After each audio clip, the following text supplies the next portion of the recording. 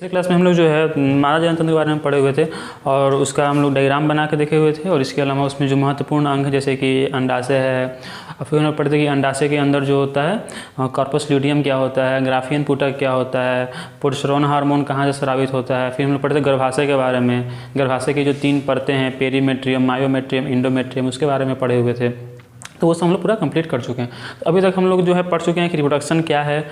उसके बाद हम लोग पढ़े थे कि जो मेल रिप्रोडक्टिव सिस्टम होता है, नर जनतंत्र होता है, उसके बारे में पढ़े हुए थे। उसके बाद हम लोग जो नर युग्मक जनन जो होता है उसके बारे में पढ़े हुए थे। फिर हम लोग जो मादा युग्मक जनन होता है उसके बारे में पढ़े हुए थे और माँ के बारे में पढ़े हुए थे। अब हम लोग पढ़ेंगे आज एक बहुत ही इंपॉर्टेंट टॉपिक जिसका नाम है मेंस्ट्रुअल साइकिल या आर्तव चक्र। ठीक है, तो इसके बारे में थोड़ा सा हम पिछले वीडियो में भी बतलाए हुए हैं। तो चलिए आज इसको जो है हम डिटेल से पढ़ेंगे इस टॉपिक को। तो टॉपिक का नाम है आर्तव चक्र, आर्तव चक्र, या फिर इसको क्या बोलते हैं, मेंस्ट्रुअल साइकिल। ओके, ठीक है। देखिए, तो बेहतर होगा कि पिछले वीडियो आप देखे हुए हों। फर्स्ट हम इसे रिवाइज करवा देते हैं पिछले वीडियो में क्या क्या पढ़े थे। देखिए, हम पिछले वीडियो में पढ़े हुए थे मादा जनतंत्र के बारे में, और उसमें हम लोग पढ़े हुए थे कि जो अंडाशय है, ओवरी, उसको हम क्या बोलते हैं, प्राथमिक लैंगिक अंग, मतलब प्राइमरी रिप्रोडक्टिव स्ट्रक्चर या फिर primary sex structure, sex organ भी उसको हम बोल सकते हैं। तो अंडाशय जो होता है उसमें हम लोग पढ़े हुए थे कि जन्म से पहले ही, मतलब जब किसी मादा का या फिर जन्म नहीं हुआ होता है उसके पहले ही क्या होता है कि अंडाशय में लगभग 2 से 3 लाख कुछ कोशिकाएं होती हैं जिन्हें हम कहते हैं, क्या कहते हैं, अंड जननी कोशिका, या फिर अंग्रेजी में कहते हैं oogonia। तो जो अंड जननी कोशिका है वो डिवाइड करता है, बनाता है प्राथमिक अंड कोशिका, ठीक है, प्राथमिक प्राइमरी oocyte, ठीक है। उसके बाद बनाता है द्वितीयक अंड कोशिका, या फिर उसको हम बोलते हैं सेकेंडरी oocyte। और फिर जब स्पर्म आता है फिर वो डिवाइड करता है, और डिवाइड करने के बाद अंड मतलब एग बनता है, एग जाकर स्पर्म से फर्टिलाइज करता है, मतलब उसका होता है निषेचन, जिसके परिणाम स्वरूप जाइगोट बनता है, युग्मनज बनता है, और फिर युग्मनज से विभाजन के फलस्वरूप जो है बच्चा बनता है। ठीक है, तो अभी हम लोग ये देखेंगे कि मान लीजिए कि अंडोत्सर्जन हो गया। अंडोत्सर्जन का मतलब हुआ कि अंडाशय से अंड का निकलकर फैलोपियन नलिका में आना। तो मान लीजिए अगर अंडोत्सर्जन हो गया तो यहाँ पर 2 चांस रहेगा, 2 कंडीशन रहेगा। पहला कंडीशन ये रहेगा कि अगर मान लीजिए स्पर्म आया तब क्या होगा, और अगर स्पर्म नहीं आया तब क्या होगा। मतलब 2 कंडीशन है, एक तो कि स्पर्म आएगा, दूसरा कि स्पर्म नहीं आएगा। अगर स्पर्म आएगा तो क्या होगा और नहीं आएगा तो क्या होगा। चलिए तो पहले पढ़ते हैं आर्तव चक्र के बारे में। ये तब होता है जब स्पर्म नहीं आता है, मतलब कि जब अंड तो निकल कर चला गया लेकिन शुक्राणु नहीं आया। शुक्राणु नहीं आएगा तो क्या होगा वो हम लोग पढ़ते हैं। तो देखिए क्या होगा, जिसमें बताए हुए थे कि जो ग्राफियन पुटक, सबसे जो विकसित पुटक होता है अंडाशय में उसका क्या नाम होता है, ग्राफियन पुटक या ग्राफियन फॉलिकल। और उसी ग्राफियन फॉलिकल में से जब द्वितीयक अंडक बाहर निकल जाता है, सब बातें पता होनी चाहिए, पिछली वीडियो में सब बतलाए हुए थे।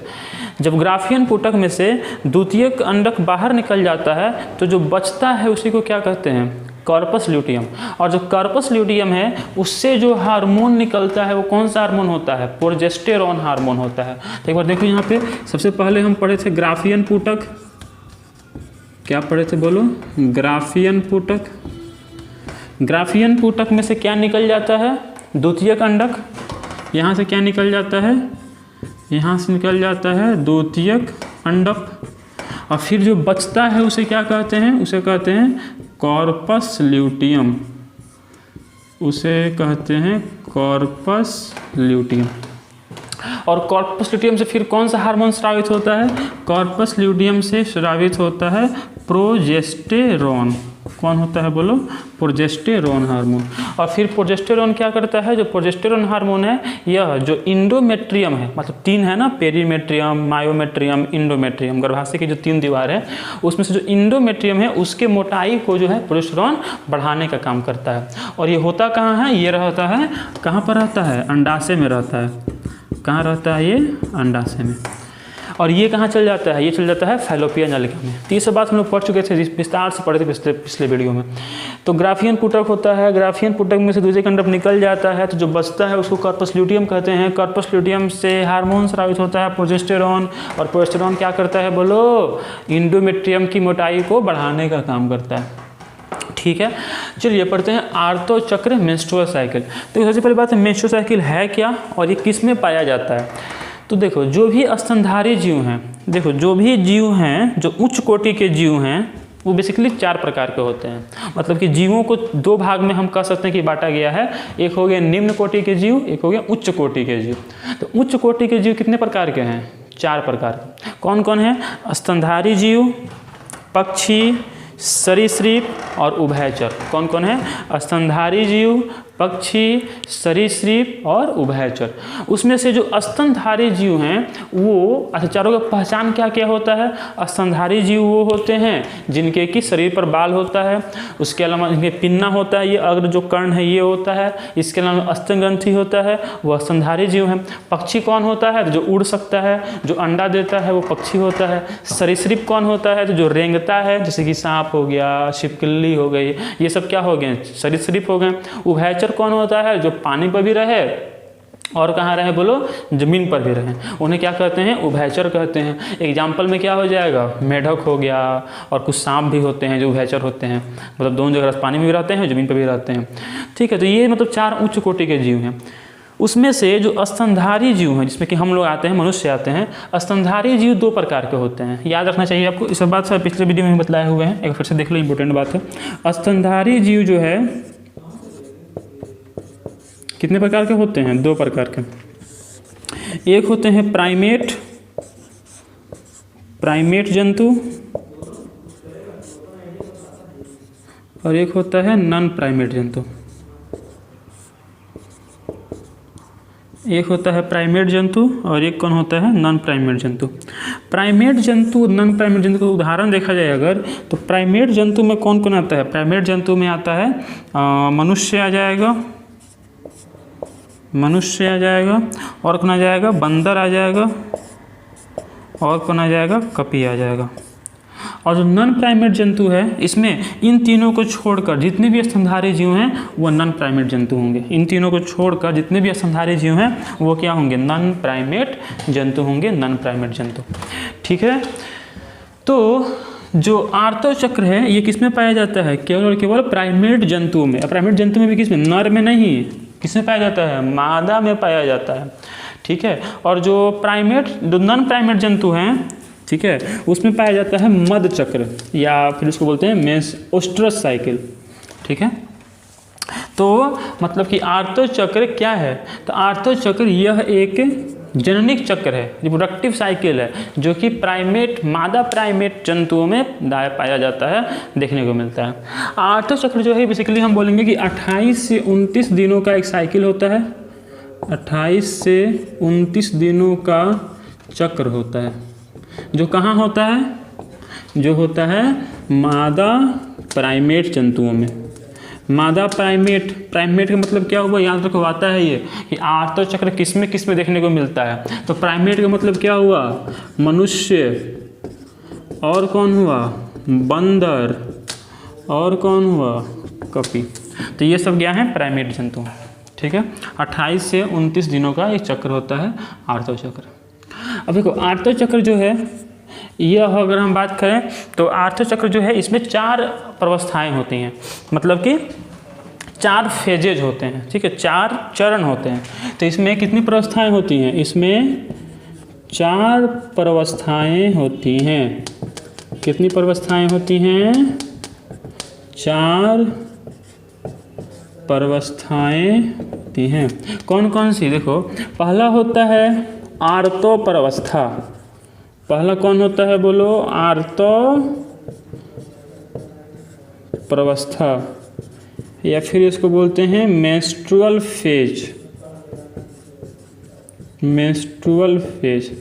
आर्तो प्रवस्था जो है ये 1 से 5 दिनों का होता है। ठीक है, 1 से 5 दिनों का आर्तो चक्र शुरू हुआ किससे? आर्तो प्रवस्था से। कितने दिनों का हुआ? 1 से 5 दिनों का हुआ।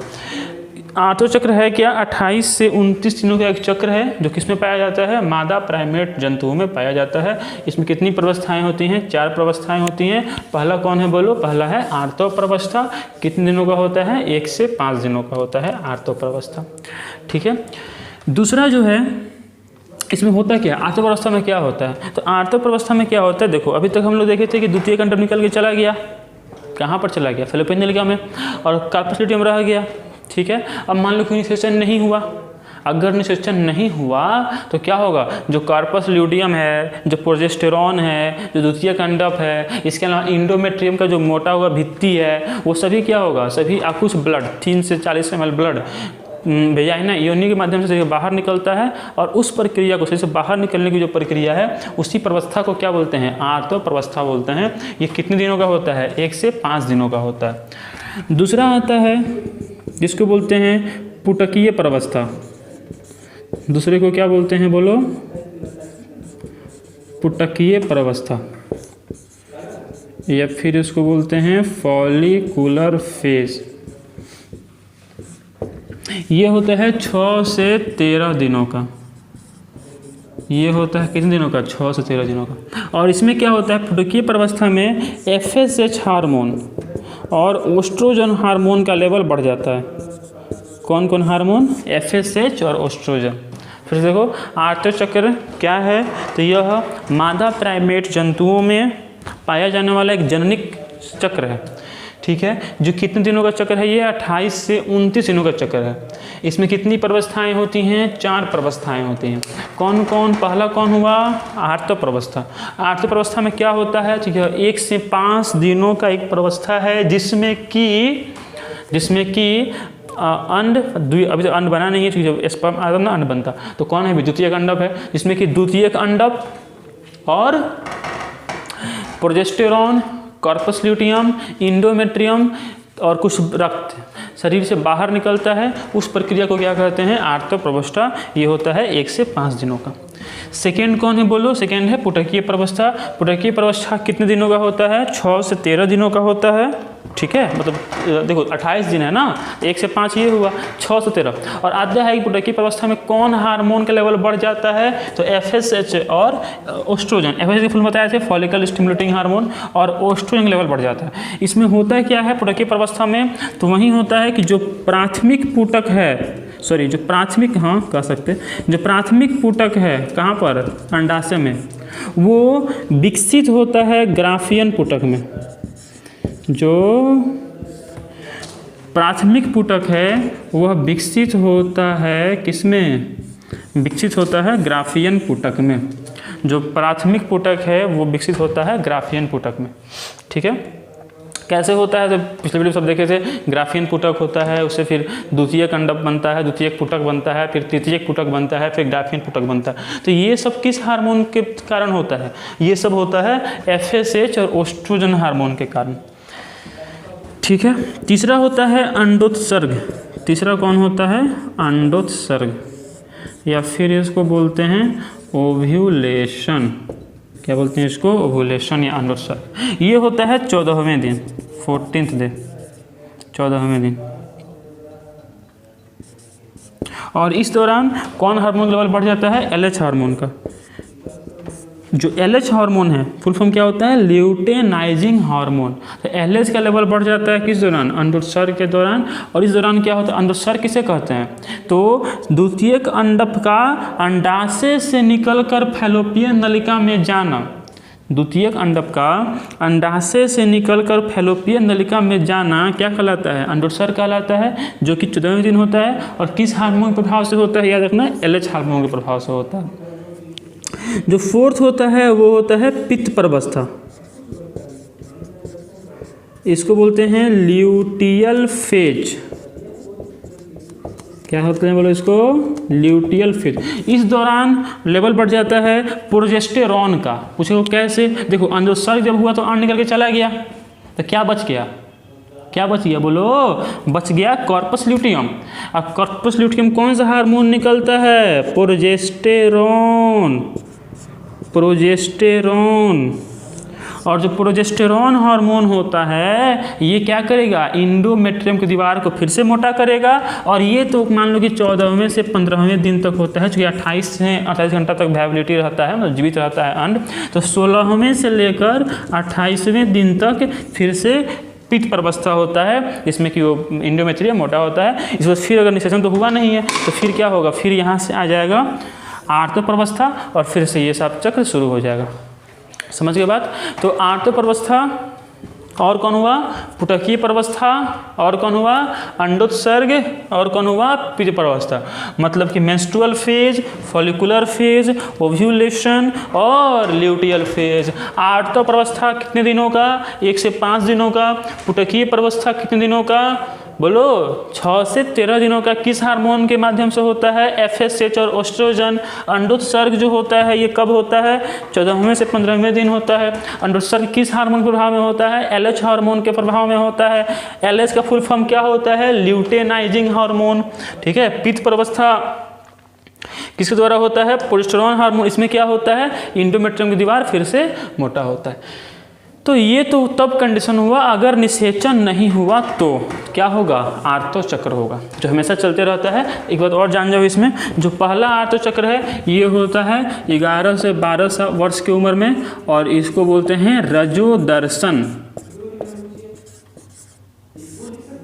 या फिर अंग्रेजी में बोलते हैं मेनार्क। क्या बोलते हैं इसको? मेनार्क। और जो अंतिम आर्तो चक्र है वो है 45 से 50 साल में, और इसको मतलब 45 से 50 साल की उम्र में होता है, और उसको बोलते हैं रजोनिवृत्त, या फिर इसको बोलते हैं मीनोपॉज।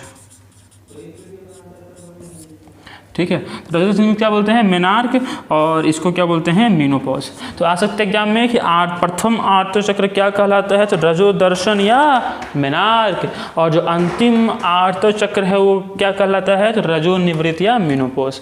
तो यहाँ पर ये टॉपिक जो है आर्तो चक्र खत्म होता है, और यहाँ पर ये बात कंप्लीट होता है कि अगर फर्टिलाइजेशन नहीं हुआ तब क्या होगा। अच्छा, कब कब मेंस्ट्रुएशन नहीं होता है, मतलब कब कब आर्तो चक्र नहीं पाया जाएगा? तो कुछ ऐसे समय हैं जब नहीं पाया जाएगा। कब कब? देखो, पहला कंडीशन, एक तो इस उम्र से पहले, मतलब 11 से 12 वर्ष के पूर्व, और एक 45 से 50 वर्ष के बाद नहीं पाया जाएगा। सेकेंड कंडीशन, प्रेगनेंसी के दौरान, जो कि महिला प्रेग्नेंट होता है तो उस समय जो है ये आर्तो चक्र नहीं पाया जाता है, एब्सेंट रहता है। थर्ड, लैक्टेशनल एमेनोरिया, मतलब कि जब कोई माँ अपने बच्चे को दूध पिला रही होती है उस समय जो है आर्तो चक्र नहीं पाया जाता है। इसके अलावा पुअर हेल्थ एंड टेंशन, मतलब कुछ अगर स्वास्थ्य खराब चल रहा है इस समय भी इसमें इरेगुलरिटी आ सकता है, अनियमितता आ सकता है। इसके अलावा और भी बहुत सारे कंडीशन होता है, डिसमेनोरिया, एमेनोरिया, जिसमें कि ठीक है मेडिकल कंडीशन है ये सब, इसमें कि दर्द होता है ऐसी मेंस्ट्रुएशन के दौरान, ये सब चीज़ें। तो खैर वो आप लोगों को नहीं पढ़नी है। आप लोगों को क्या क्या पढ़ना था फिर से सुन लो। 5 नंबर में क्वेश्चन आता है। तो बेसिकली आर्तो चक्र या मेंस्ट्रुअल साइकिल किसमें पाया जाता है? बोलो, प्राइमेट जंतुओं में, मादा प्राइमेट जंतुओं में। आर्तो चक्र कितने दिनों का चक्र है? 28 से 29 दिनों का। आर्तो चक्र जो है, जो प्रथम आर्तो चक्र क्या कहलाता है? मेनार्क, और जो अंतिम आर्तो चक्र है वो क्या कहलाता है? मेनोपॉज। हिंदी में क्या बोलते हैं? एक को बोलते हैं रजोदर्शन, एक को बोलते हैं रजोनिवृत्त। उसके बाद हम लोग पढ़ें कि आर्तो चक्र कितनी प्रवस्था में होती हैं? 4 प्रवस्था। कौन कौन? आर्तो प्रवस्था, और कौन होता है? पुटकीय प्रवस्था, अंडोत्सर्ग और पित्त प्रवस्था। आर्तो प्रवस्था होता है 1 से 5 दिनों का। आर्तो प्रवस्था में क्या होता है? तो जो भी चीज़ें हैं, फर्टिलाइजेशन तो हुआ नहीं है तो द्वितीय खंड में जो भी चीज़ें हैं सही से बाहर निकलती हैं। सेकेंड है पुटकीय प्रवस्था, जो कि होता है 6 से 13 दिनों में। इसमें जो प्राथमिक पुटक है वो ग्राफीन पुटक में परिवर्तित होता है। थर्ड है अंडोत्सर्ग। अंडोत्सर्ग कब से कब तक होता है? 14वें से 15वें दिन तक होता है। इसमें अन्न निकल के बाहर आता है। और फोर्थ है पित्त प्रवस्था। पित्त प्रवस्था जो है इसमें ये होता है 16 से 28वें दिन में। और पित्त प्रवस्था में प्रोजेस्टेरोन लेवल बढ़ जाता है, और प्रोजेस्टेरोन लेवल के बढ़ने से जो एंडोमेट्रियम है वो फिर से मोटा होता है, और फिर से उसमें रिपेयरिंग का काम होता है। ठीक है। तो यहाँ पर आर्तो चक्र का टॉपिक ख़त्म, और यहाँ पर हम ये समझें कि अगर निषेचन नहीं होगा तो क्या होगा। अब चलो अब देखते हैं कि अगर निषेचन हो गया तो क्या होगा, मतलब अगर निषेचन हो गया तब क्या होगा वो हम लोग अब देखेंगे। तो देखिए, तो ये तो हम लोग ये पढ़ें कि निषेचन नहीं हुआ तो क्या होगा। अगर मान लो निषेचन हो गया तब क्या होगा, मतलब कि मान लो कि द्वितीय कंडक भी निकल कर गया और वहाँ से स्पर्म भी आ गया, शुक्राणु, तब क्या होगा? निषेचन हो जाएगा। निषेचन होने के समय क्या क्या होगा उसके बाद वो सब अभी हम देखेंगे। मेरे ख्याल से आपको पता होगा कि जो नर युग्मक और जो मादा युग्मक होता है ये दोनों कैसा होता है, अगुणित कोशिका, हैप्लोइड सेल। ठीक है, देखो तो देखो सबसे पहले क्या था, नर युग्मक और एक कौन था, मादा युग्मक। नर युग्मक का सिंबल ये, मादा युग्मक का सिंबल ये, दोनों में निषेचन हुआ और क्या बना, जाइगोट।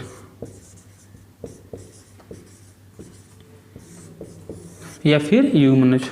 युग्मनज में क्या होगा, विभाजन होगा। कौन विभाजन, समसूत्री विभाजन।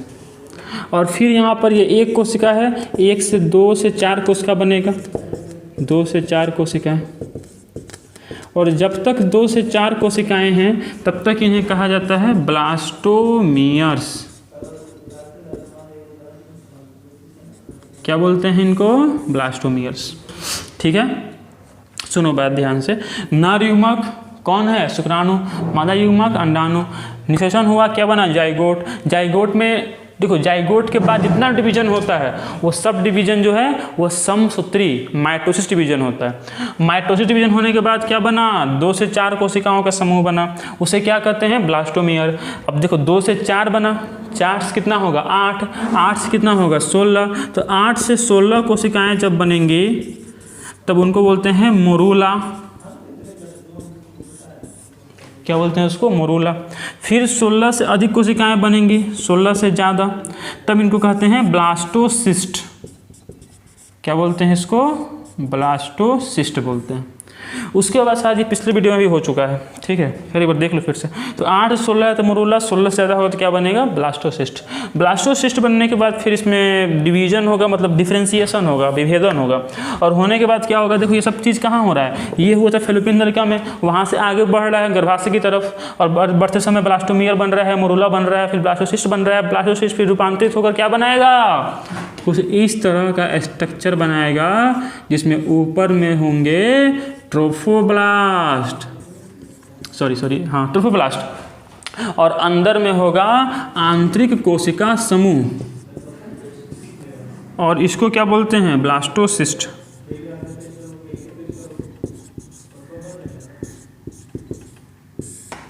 इसमें जो ऊपर का है इसको बोलते हैं ट्रोफोब्लास्ट, और जो अंदर है इसको बोलते हैं आंतरिक कोशिका समूह। क्या बोलते हैं, आंतरिक कोशिका समूह। और ये जाकर जो गर्भाशय की जो अंतर दीवार उस जाकर जुड़ जाएगा ट्रोफोब्लास्ट, और आंतरिक कोशिका समूह विभेदित होकर 3 लेयर बनाएगा। एक को बोलते हैं एक्टोडर्म, एक को बोलते हैं मीजोडर्म, और एक को बोलते हैं इंडोडर्म। और फिर इन्हीं तीनों से बाकी सभी जो अंग हैं शरीर के उनका विकास होता है। ठीक है, होने के बाद जो अच्छा एक बात और भी होता है कि जो स्ट्रक्चर होता है इससे फिर जो माँ के शरीर का जो गर्भाशय है उससे एक स्ट्रक्चर जुड़ जाता है, उसको बोलते हैं अपरा या प्लासेंटा। साथ साथ पिछले वीडियो में बतलाए हुए हैं। तो प्लासेंटा जो है अपरा, ये माँ के शरीर से बच्चे के शरीर में कनेक्शन होता है। प्लासेंटा के माध्यम से ही बच्चे को जो भी ऑक्सीजन है और जो पोषक पदार्थ है वो मिलते हैं, और बच्चे के जो भी उत्सर्जित पदार्थ है वो माँ के शरीर में चला जाता है। तो प्लासेंटा भी कुछ हार्मोन स्रावित करता है, जैसे कि HCG, HPL, इसको बोलते हैं ह्यूमन कोरियोनिक गोनाडोट्रोपिक हार्मोन, इसको बोलते हैं ह्यूमन प्लासेंटल लैक्टोजन हार्मोन। तो ये सब कुछ हार्मोन्स हैं जो कि एक और हार्मोन से स्रावित करता है, इसको बोलते हैं रिलैक्सिन। ये बेसिकली डिलीवरी के समय प्रोड्यूस होता है, जो कि डिलीवरी में हेल्प करता है, बच्चे के जन्म लेने में हेल्प करता है। और खासकर जो गर्भाशय की जो मध्यम परत है मायोमेट्रियम, उसको संकुचनशील बनाता है जिससे कि बच्चे के जन्म आसानी से हो पाए। तो HCG, HPL और रिलैक्सिन ये सब जो है अपरा के द्वारा, प्लासेंटा के द्वारा स्रावित होने वाले हार्मोन्स हैं। इनके अलावा बच्चे के जन्म होने के बाद 2 हार्मोन और निकलता है पिट्यूटरी ग्लैंड से। एक का नाम है ऑक्सीटोसिन हार्मोन, और एक का नाम है ऑक्सीटोसिन, और एक का नाम है प्रोलैक्टिन हार्मोन। ऑक्सीटोसिन और एक कौन है, प्रोलैक्टिन। यहाँ पर जो ऑक्सीटोसिन हार्मोन है यह मिल्क का इजेक्शन करवाता है, मतलब दूध का स्रवण करवाता है मेमरी ग्लैंड से, स्तन ग्रंथि से। और जो प्रोलैक्टिन है ये क्या करता है, ये जो है मिल्क का प्रोडक्शन करवाता है, ठीक है। मतलब मिल्क का स्तन ग्रंथि में मिल्क का फॉर्मेशन कौन करता है, मतलब प्रोडक्शन किससे शुरू होता है, प्रोलैक्टिन से, और मिल्क का स्रवण किससे होता है, ऑक्सीटोसिन से होता है, ठीक है। तो इसमें एक लास्ट, इस चैप्टर का अब लास्ट एक बच रहा है टॉपिक, जो कि है मेमरी ग्लैंड के बारे में, स्तन ग्रंथि के बारे में, और इसके अलावा इसमें बाकी सब कुछ हम लोग कवर कर लिए। कुछ इस हार्मोन का ही फंक्शन हम लोग नेक्स्ट वीडियो में देखेंगे, ठीक है। तो यहाँ पर ये वीडियो ख़त्म होता है। नेक्स्ट वीडियो जो है ये होगा स्तन ग्रंथि के बारे में और इन हार्मोन्स के कुछ काम के बारे में, और उसके बाद ये चैप्टर ख़त्म हो जाएगा। बेहतर होगा अगर NCERT हो तो NCERT से पढ़ना, एकदम एक एक लाइन NCERT हम कवर कर चुके हैं इस चैप्टर में, कोई दिक्कत नहीं होगा, ठीक है। तो ये पढ़ाई करते रहो, धन्यवाद।